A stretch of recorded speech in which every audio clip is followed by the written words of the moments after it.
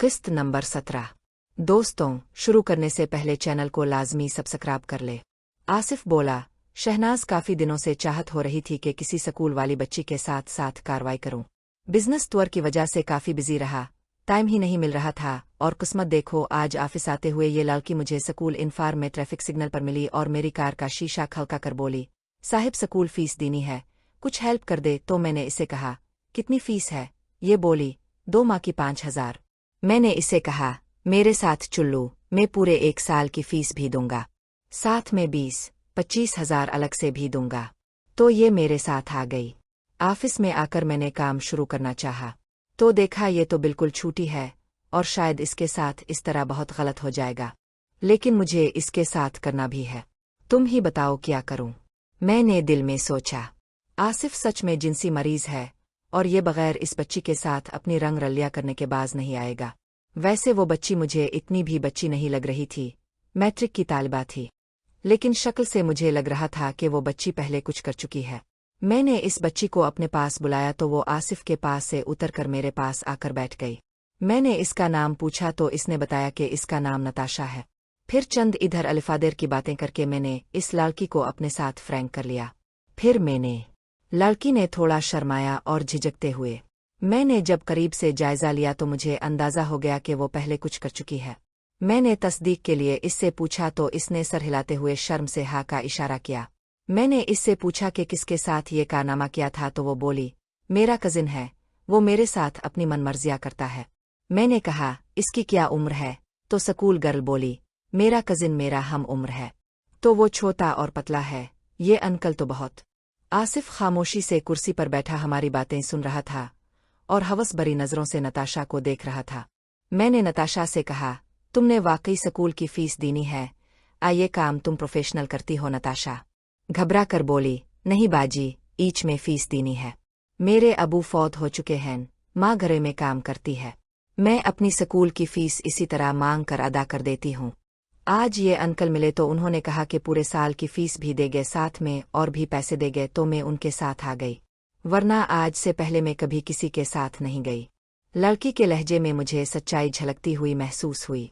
मैंने आसिफ की तरफ देखकर कहा, लड़की ये काम कर चुकी है, लेकिन जिसके साथ किया है वो इसका हम उम्र है, ये तुम्हें झेल नहीं पाएगी। मेरी बात सुनकर आसिफ जिद्दी लहजे में बोला, लेकिन मुझे इसके साथ ही अपनी खुशी पूरी करना है।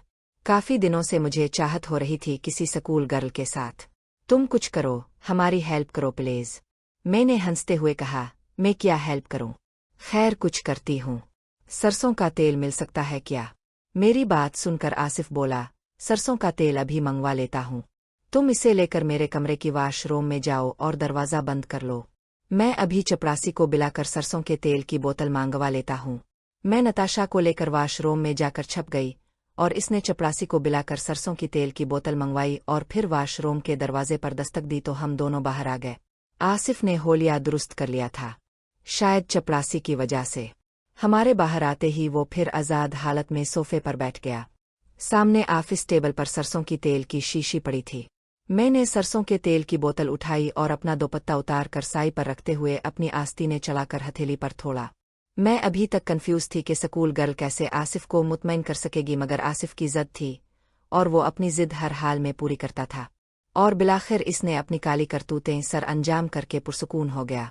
मगर नताशा को सुकून इसने तबाह करके रख दिया था।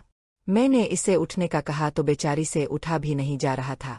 मैं इसे सहारा देकर वाशरूम में ले गई। कुछ देर बाद इसकी तबीयत कुछ बहाल हुई तो मैं इसे बाहर लेकर आई, होलिया दुरुस्त किया। आसिफ ने ऑफिस टेबल के दराज से नोटों की गद्दी निकालकर इसे पकड़ाते हुए कहा, प्लीज आई एम सॉरी, मुझे कंट्रोल नहीं रहा था। ये पैसे लो, उनमें से किसी मेडिकल स्टोर से कोई अच्छी सी क्रीम भी ले लेना, 1-2 दिन में आराम आ जाएगा। लड़की की हालत पैसे देखकर और ज्यादा बेहतर हो गई और वो अपनी तकलीफ भूल कर आसिफ से पैसे लेकर गिनने लगी। तो आसिफ हंसकर बोला, गिनने की जरूरत नहीं, पूरा 1 लाख है बीबी। लेकिन देखो अभी तक मेरा काम नहीं हुआ। लड़की नोटों की गद्दी अपने स्कूल बैग में डालते हुए बोली, अंकल अपने कर तो लिया। आसिफ हंसते हुए बोला, कर तो लिया लेकिन। आसिफ की गलीज ख्वाहिश सुनकर लड़की हैरांगी से मेरी तरफ देखने लगी तो मैंने हंसते हुए कहा, बीबी पैसा कमाना आसान काम नहीं, और फिर ये तो आसिफ साहिब का शौक है। अभी मैं ये बता ही रही थी कि आसिफ ने आगे बढ़कर वो भी आसिफ को खुश करना चाह रही थी पैसों के लालच में। फिर सारे काम खत्म करके इसने आसिफ की तरफ देखते हुए कहा, मैं अब निकल जाऊं।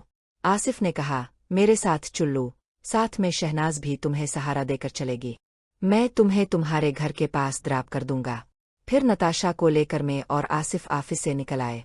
नताशा से वाकई ठीक से चला नहीं जा रहा था। 1 लाख को कमाना बहुत भारी पड़ा था इसे, लेकिन इतनी बड़ी रकम इसने अपनी पूरी जिंदगी में नहीं देखी थी। पैसे लेकर वो काफी खुश दिखाई दे रही थी। बाहर आकर आसिफ ने कार का दरवाजा खोला और मैंने नताशा को सहारा देते हुए कार में बिठाया और हम नताशा की बताई हुई कॉलोनी की तरफ ड्राइव करने लगे। इसके घर के कुछ करीब आकर आसिफ ने कार रोक कर नताशा को उतारा और वो लड़खड़ाती हुई चाल के साथ अपने घर की तरफ चल दी। इसे जाता देख आसिफ फिक्रमंदी से बोला, शहनाज ये ठीक तो हो जाएगी ना? मैंने हंसते हुए कहा, 1 लाख मिल गया इसे और क्या चाहिए, बाकी 2-4 दिन में ठीक हो जाएगी, अब परेशान ना हो।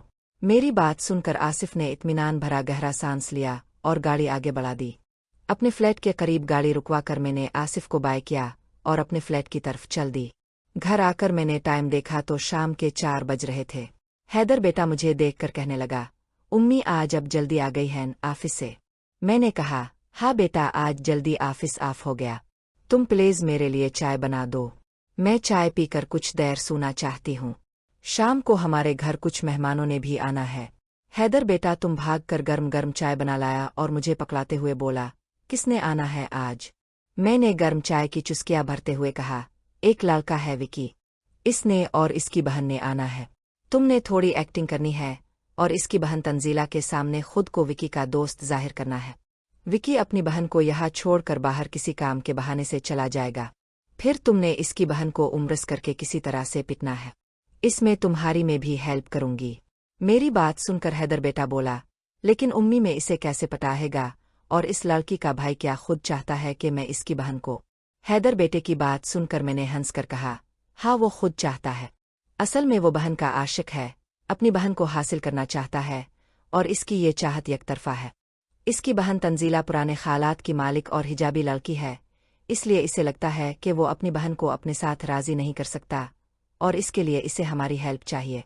इसके लिए मैंने अपने दिमाग में एक मंसूबा बनाया है और वो मंसूबा ये है कि विकी जब अपनी बहन को यहाँ छोड़ कर जाएगा तो तुमने इसे इम्प्रेस करना है और मुझे यकीन है कि वो तुम्हारे साथ सीट हो जाएगी।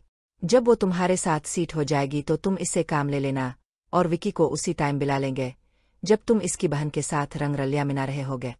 इस बात पर वो अपनी बहन को ब्लैकमेल करके।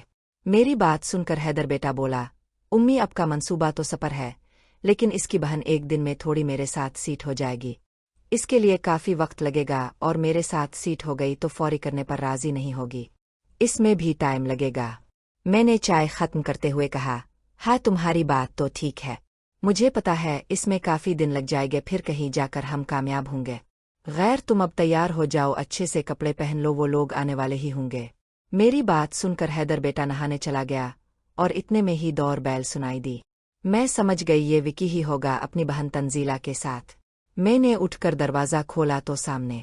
दोस्तों मजीद देखे किस्त नंबर 48 में, और इसके लिए हमारे चैनल को लाजमी सब्सक्राइब कर ले और साथ बेल आइकन को भी दबा दे। दोस्तों किसी भी किस्म की कहानियाँ ये कहानी कटिंग के बगैर घर की या बाहर की मुकम्मल कहानियाँ खरीदने के लिए इस नंबर पर व्हाट्सएप पर राब्ता करें। हमारे पास लातादाद हर तरह की कहानियाँ नावल्स मौजूद हैं, आपको बहुत सी स्टोरीज बहुत अच्छे रेट में मिल जाएगी।